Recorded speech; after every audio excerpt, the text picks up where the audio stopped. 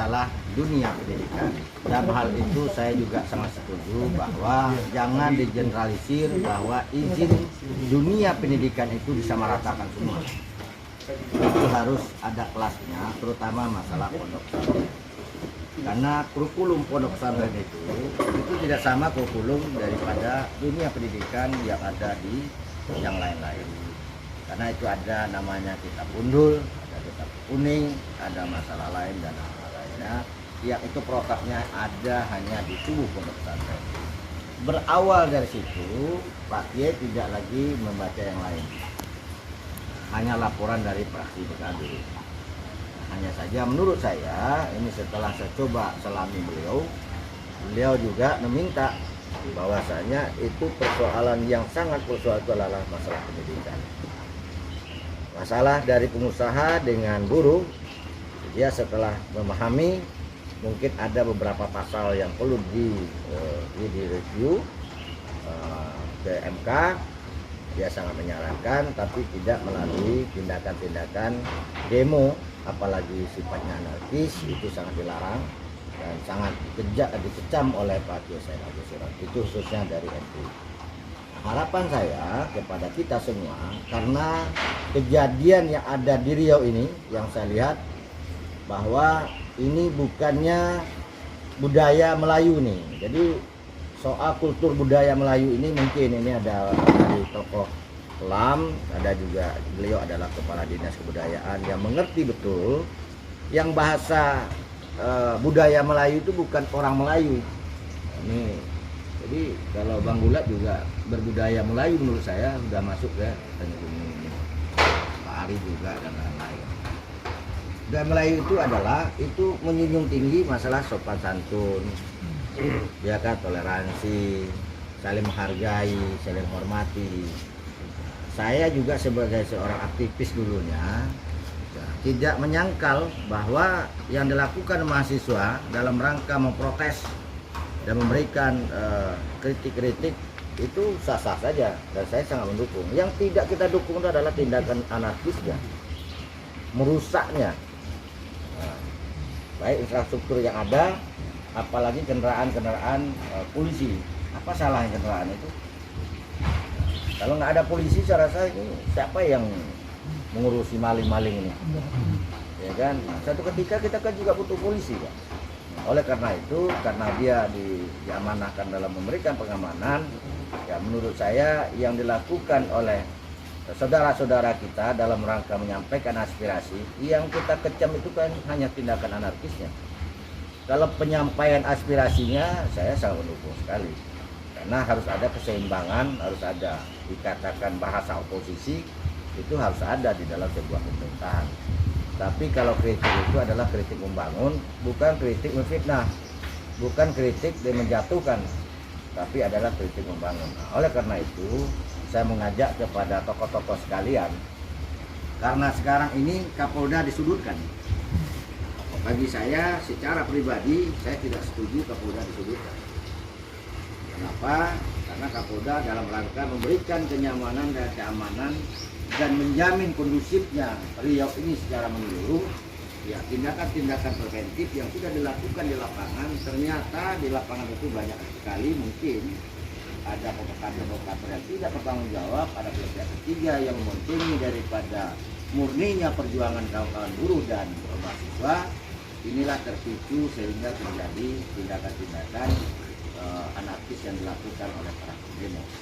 Oleh karena itu, yang kita berikan dukungan kepada Kapolda sebagaimana amanah, sebagaimana pengumuman yang dilakukan oleh Menko Polhukam didampingi oleh Kepala BIN, Panglima TNI dan Kapolri, bahwa negara tidak mentolerir dan akan menegakkan hukum bagi perusuh-perusuh, bagi perusak-perusak yang melakukan anarkis di dalam aksi-aksi demo yang sudah berlalu. Harapan kita kepada seluruh saudara-saudara kita kaum buruh dan juga mahasiswa, karena saya juga adalah dulunya ketua SPSI, saya melihat bahwa persoalan ini kalau undang-undang dibaca keseluruhan itu sangat menguntungkan sekali bagi buruh dan juga pengusaha.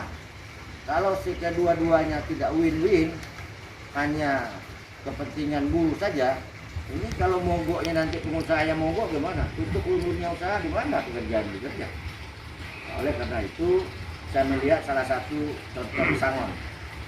Itulah dia Sahoaknya bilang tidak ada pesangon. Pesangon itu ada. Hanya saja kalau kemarin 32, sekarang 25, tapi 25 itu ada 3 atau berapa disubsidi oleh negara. Nah, itu ada jaminan akan dibayarnya pesangon. Kalau dulu siapa yang ada jaminan?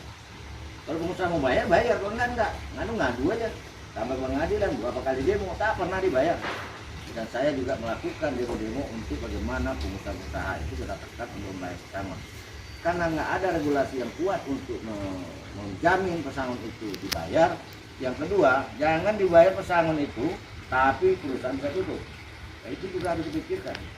Semakin banyak dunia usaha ini, peluang-peluang usaha ini, investasi-investasi ini bisa ada kepastian hukum dan mereka juga mendapatkan profit dan kenyamanan. Saya rasa apapun pasti akan win-win solution.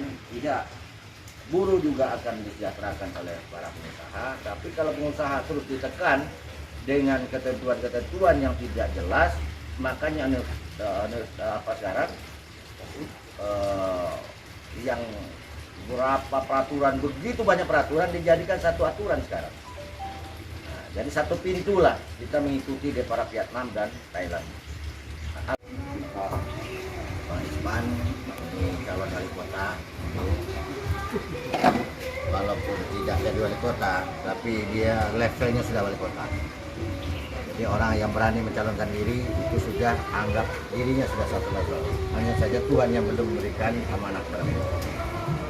Yang kedua yang saya hormati Pak Gulat Manurung, alhamdulillah beliau ini adalah ketua umum DPP Askasindo yang memulai banyak sekali buruh di dalamnya, pekerja dan petani, dan juga sebagai wakil ketua umum daripada Santri Tani Nusantara. Kebetulan saya langsung menjadi ketua umumnya yang diamanahkan oleh Presiden dan Pak Muldoko dalam rangka mengatasi ketahanan pangan khususnya, dan juga masalah radikalisme yang ada di tubuh khususnya agama Islam dan juga seluruh masyarakat kita yang ada di Indonesia ini. Sengaja saya mengajak kepada Bapak dan kita semua dalam rangka diskusi singkat, karena semuanya mungkin kita sudah paham dan melihat situasi terkini persoalan yang terjadi di bangsa kita ini, terutama menyingkapi daripada undang-undang tenaga kerja. Mungkin saya ngasih gambaran sedikit saja. Ini terjadinya demo besar-besaran ini karena ketidaktahuan sebagian besar daripada pendemo, baik dari segi buruh, mahasiswa maupun masyarakat yang terprovokasi. Setelah diterangkan sebenarnya, termasuk Pak Profesor Kiai Said Agil Sirot sendiri, yang dia baca itu hanya Bang Peng. Wabarakatuh. Salam sejahtera buat kita semua. Salam nama budaya, salam kebajikan. Saya pikir pertemuan ini adalah pertemuan yang cukup baik ya. Saya Gulat Manurung dalam hal ini mungkin mewakili dari teman-teman Bravo 5. Saya ketua Bravo 5 Provinsi Riau yang langsung ditunjuk oleh ketua umum kami, itu Pak Jenderal Faru Razi. Kebetulan dia Menteri Agama saat ini. Ketua Dewan Pembinanya Pak Luhut Panjaitan. Jadi hadir di 33 provinsi. Sesuai dengan visi misinya itu adalah salah satunya menjaga kenyamanan lintas agama, kerukunan, dan kesatuan negara Republik Indonesia. Itu mungkin salah satu. Jadi kalau kita lihat konteks kejadian kemarin, ini menandakan memang adik-adik kita memang dalam kondisi yang membosankan, khususnya dalam kondisi COVID-19, di rumah terus, sehingga ketika ada ajakan, ketika ada isu yang beredar, maka sedang bekerja. Tapi karena situasinya memang sangat cepat, dalam kurun waktu 3 hari, adik-adik mahasiswa dan pelajar juga bosan di rumah, momen yang pas untuk berkumpul beramai-ramai ya kejadian. Nah, kita juga menyadari bahwa ini juga tidak diinginkan adik-adik kita tersebut. Kebetulan pada hari itu juga adik-adik mahasiswa sedang berkumpul-kumpul di kantor kita Bravo 5 ingin membuat sesuatu perkumpulan yang lebih Indonesia Raya. Kita juga sebagai organisasi, sebagai tokoh adat, tokoh agama yang berkumpul di sini adalah sesuatu yang sangat baik ya, ketika kita berkumpul. Sesungguhnya inilah Bhinneka Tunggal Ika. Tidak ada yang tidak mungkin ketika semua lintas agama, lintas adat, lintas suku dengan payung Bumi Lancang Kuning adalah kampung kita. Oleh Pak Ketua, kebetulan Pak kami juga bersama Bapak itu dari Bali, kebetulan saya dari Jawa Pak. Tugas saya di Kementerian Agama. Yang kedua, kita kenalkan kami anggota FKUP Kota Pekanbaru Pak. Jadi kalau ada timbang-timbang yang dulu kami juga prihatin dan kami mendukung apa yang diapresiasi oleh Bapak Ketua tadi.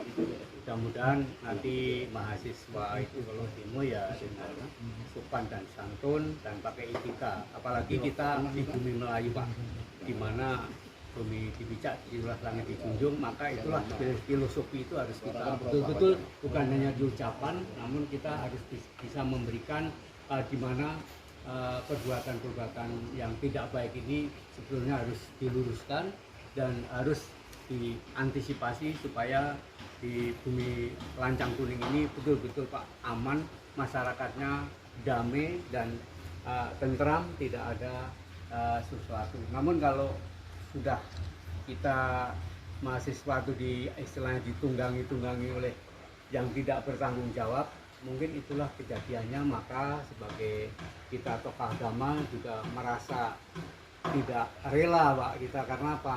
Karena di Lancang Kuning kan orangnya itu Pak santun Pak, seperti filosofinya itu ya kita bisa mawas diri. Kalau kita dibicara sasaki janganlah memijak orang lain, misalnya itu Pak. Maka ide-ide Pak Ketua ini saya dukung. Kebetulan Pak saya di Hindu sebagai Badan Penyiaran Hindu Pak, tiap hari Rabu minggu ketiga kami di-share di TVRI Pak kebetulan. Ya, ini Pak Ketua saya yang menunjuk. Ya ini makanya saya ini corongnya Hindu Pak. Mudah-mudahan kalau Hindu itu nanti ada apa-apa, bolehlah ke kami sebelum ke Ketua Pak itu. Ya saya kira itu aja, kurang lebihnya kami mohon maaf Pak. Saya mewakili dari umat Buddha, kebetulan ketua untuk DPD Walubi Provinsi Riau tidak bisa hadir, berhalangan. Nama saya Edi Pin, saya bagian kepala di bidang organisasi DPD Walubi Riau.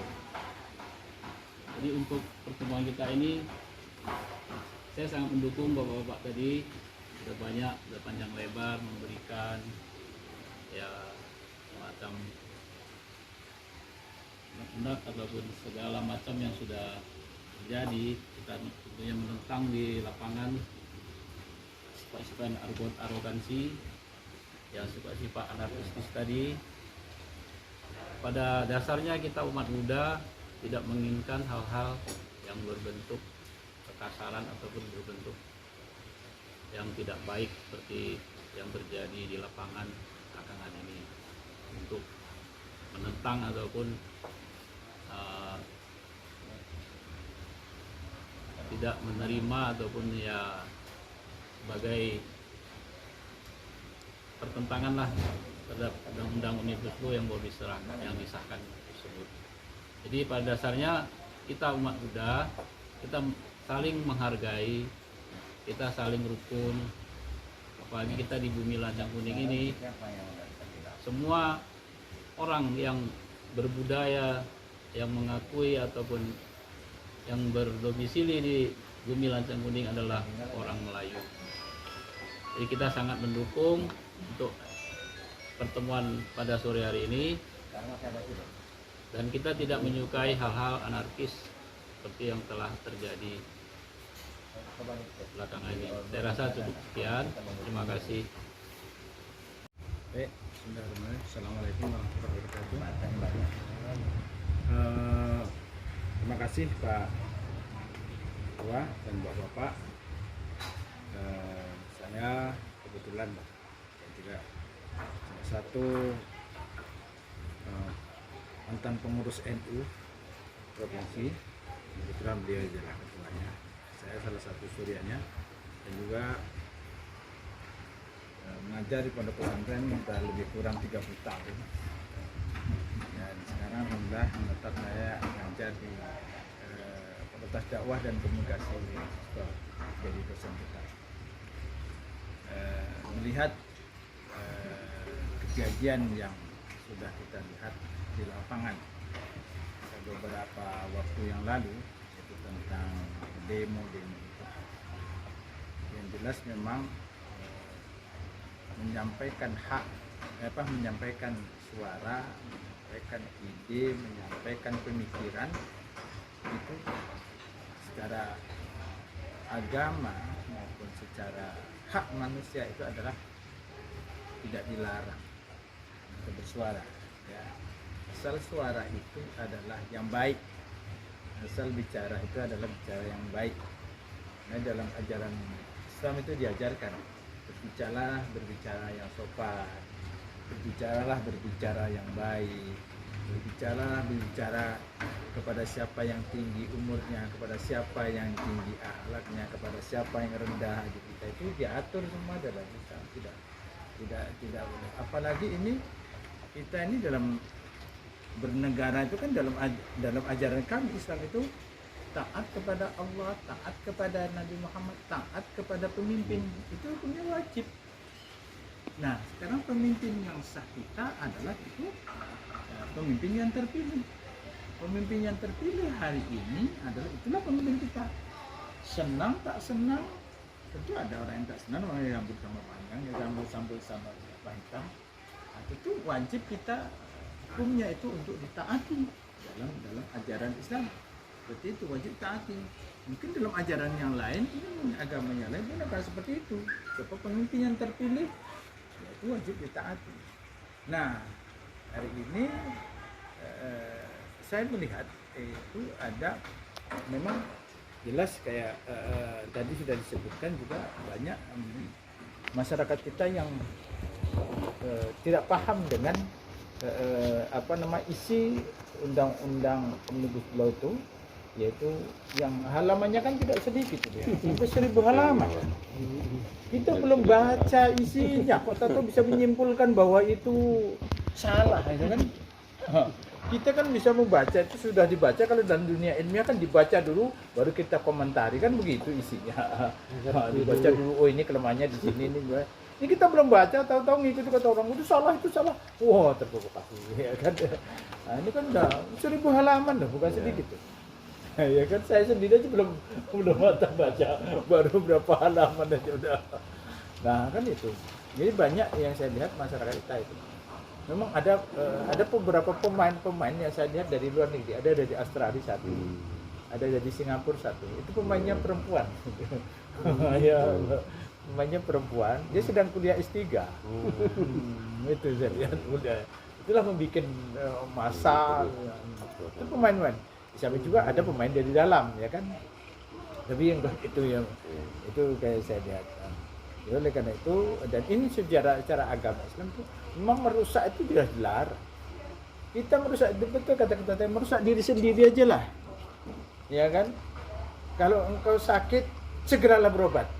Nah, itu kan nantinya tidak boleh kita merusak diri kan. Kalau engkau lapar segeralah makan, karena kalau lapar ditahan-tahan nanti akan jadi rusak badanmu. Nah, ya, kalau memang engkau puasa ya puasa benar, dia dapat pahala kan itu. Kalau memang tidak puasa, ya kalau makan memang disuruh makan. Nah itu artinya merusak, tidak boleh. Merusak akal juga nggak boleh. Contohnya apa? Minuman keras, itu kan merusak akal. Merusak badan juga nggak boleh, ya kan? Merusak anak kita juga nggak boleh. Merusak tubuh-tubuh. Apalagi merusak orang lain, ya kan? Apalagi merusak orang lain. Kalau orang lain, contoh binatang saja, kalau kita senggol sedikit, kucing aja lah kita pijak aja ekornya, pasti dia akan gigit, ya kan? Itu kan dia pun tidak mau disenggol, tidak mau dicubit, kita pun juga nggak mau dicubit. Dalam Islam kan tidak boleh begitu. Jangan engkau ceburkan badanmu itu kehancuran. Artinya kan merusak itu kan kehancuran, tidak boleh itu. Oleh karena itu dalam ajaran Islam, ya, ajaran pesantren, makanya anak-anak pesantren sampai hari ini mana ada yang mau demo? Kata kiai sana, tidak bagus itu merusak, ya nurut. Biasanya orang-orang dari pesantren itu pada nurut, walaupun dia sudah jadi tokoh-tokoh masyarakat itu, kalau udah kata kiainya sudah jangan, itu sudah nggak mau. Ya, misalnya sudah kayak kami ini sudah itu ada alumni pesantren, pasti nggak mau, nggak boleh itu. Jadi Pak Kiai, harapan untuk mahasiswa dan buruh apa Pak Kiai? Kalau demo dengan menyampaikan aspirasi, kalau memang itu ada poin-poin memang tidak sesuai, ya sampaikanlah kepada pemerintah dengan cara sopan, dengan cara sesuai konstitusi, dengan cara sesuai dengan aturan yang berlaku. Jangan dengan cara merusak. Nah, itu ya. Kalau dengan cara merusak itu adalah tidak dibenarkan. Nah, itu harapan kami sebagai alumni pondok pesantren, sebagai sebagai pengurus mantan pengurus NU, artinya sekarang sebagai Nahdien. Saya juga di NU itu sudah dari tahun berapa? NU provinsi belum ada. Saya sudah mendirikan NU di Kota Pekanbaru ini. Jadi tahun 82 saya mendirikan NU di sini. Ya, ini makanya oleh karena itu kami berharap kepada Nahdien kepada sampaikanlah kalau memang itu secara sopan, secara elegan, secara sesuai dengan aturan negara, ya silahkan sampaikan kalau memang tidak sesuai. Tetapi kalau itu jelas dari kami tidak menginginkan adanya kerusakan, adanya kehancuran, dan juga dikatakan kan dalam ajaran Islam itu wala tufsidu fil ardi ba'da islahiha. Jangan engkau rusak bumi di atas ini yang sudah kamu bangun dengan baik. Itu sudah dilarang, Pak. Iya, jangan dirusak. Yang sudah dibangun di pemerintah itu kan sudah bagus. Ini kan sudah bagus, itu jangan dirusak. Ya harus diperbaiki. Kalau yang rusak harus diperbaiki. Kalau yang kurang harus ditambahi. Ya, itu yang namanya kita memperbaiki alam, memperbaiki pemerintahan kalau yang belum sempurna. Tapi merusak itu tidak boleh. Itu saja pandangan kami. Demikian saja, terima kasih Bapak. Assalamualaikum warahmatullahi wabarakatuh. Pertama-tama saya ingin mohon maaf agak terlambat karena saya sudah minta izin sama Pak Ketua, sama Ketua Walubi. Kami tadi melihat ada tokoh masyarakat kami yang sedang dikebumikan, Ketua Yayasan, mantan Ketua Yayasan, sepuh kita. Jadi saya tidak melanjutkan sampai selesai prosesi. Saya ke sini sedangkan Pak Kongon mungkin masih di sana. Ya tentunya saya pertama mau menyampaikan bahwa sudah selesai ada pertemuan antara Pak Kapolda dan FKPMR Pak Dr. Kaidir, baru selesai dan sudah diberitakan cukup bagus hasilnya antar pertemuan antara Pak Kapolda dan FKPMR. Tapi kita memang menanggapi hal yang lebih luas tentang demo anarkis sebenarnya. Tentunya kita sependapat Ketua dan kawan-kawan tadi semua bahwa semua menolak demo anarkis, tapi mendukung demo sesuai dengan aturan yang diatur oleh undang-undang. Ya, silakanlah semua boleh memberikan hak berpendapat, hak bersuara, dan itu dijamin oleh undang-undang. Namun tindakan anarkis merusak tentu sangat disayangkan. Sebenarnya kalau mau suruh pengusaha juga mau demo nih, karena yang diminta pengusaha juga ini jalan tengah lah. Tadi sebetul kata Ketua itu 25 kali itu jalan tengah, karena pengusaha minta lebih kecil lagi. Tujuannya karena kita itu tidak bisa berkompetisi dengan Vietnam dan Thailand, itu cuma 10 kali pesangonnya. Malaysia dan Filipina 15 kali aja. Kita tertinggi waktu 32 kali, itu ketiga tertinggi di dunia pesangon Indonesia. Walaupun memang kan itu berdasarkan gaji pokok yang sesuai dengan daerah masing-masing. Tapi kali-kali pesangon itu 32 kali tertinggi di dunia. Jadi saya mewakili selain PB Sahabat NU, juga PSMT Riau yang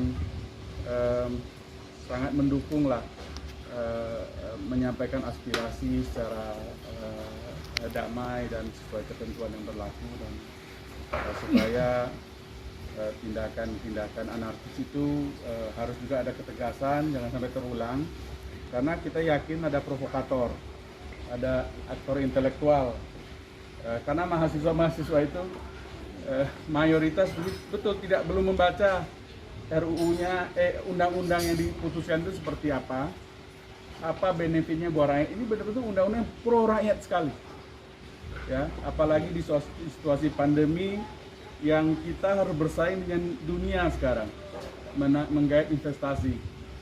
Ya, di Indonesia investasi kita itu baru 5% investor asing, yang kalah jauh lah dari Vietnam yang belasan persen dari investor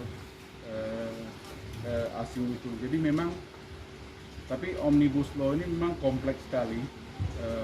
Begitu banyak undang-undang yang supaya digampangkan, supaya ke depan berbisnis UMKM, dukungan terhadap UMKM luar biasa. Memang ketua mungkin banyak yang sedang kita coba upayakan. Kami baru saja rakernas kemarin. Salah satunya memang mau membedah. Terus terang kami juga tidak banyak tahu hasil yang setelah diputuskan, karena 900 sekian halaman. Dari 1000 sekian dipotong-potong, yang tinggal 900 yang sudah diputuskan.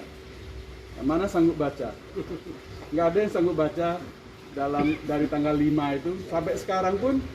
Ada ahli kita yang sedang baca baru 100 sekian halaman katanya. Saya tiap hari membaca ini, baru 100 sekian halaman saya baru bisa baca, dan dia ahli undang-undang. Jadi memang tentunya ini perlu disikapi, jalurnya ke MK jelas ada ya dalam, dan masih banyak mekanisme turunan dari undang-undang ini ke Perpu supaya bisa ditindaklanjutin ke masyarakat. Jadi masih panjang. Yang jelas kita berharap selalu mendoakan agar Indonesia tetap damai dan masyarakat bersatu, ya, karena terus terang setelah ditetapkan undang-undang ini responnya cukup positif dari masyarakat dunia terhadap Indonesia. Nah, tinggal sekarang bagaimana kita menjaga kedamaian ini agar tentunya kita yang paling penting adalah keadilan sosial ini bagi seluruh rakyat Indonesia, yang saya kira itu yang ingin dicapai oleh Presiden dengan undang-undang Cipta Kerja ini. Itu saja, terima kasih.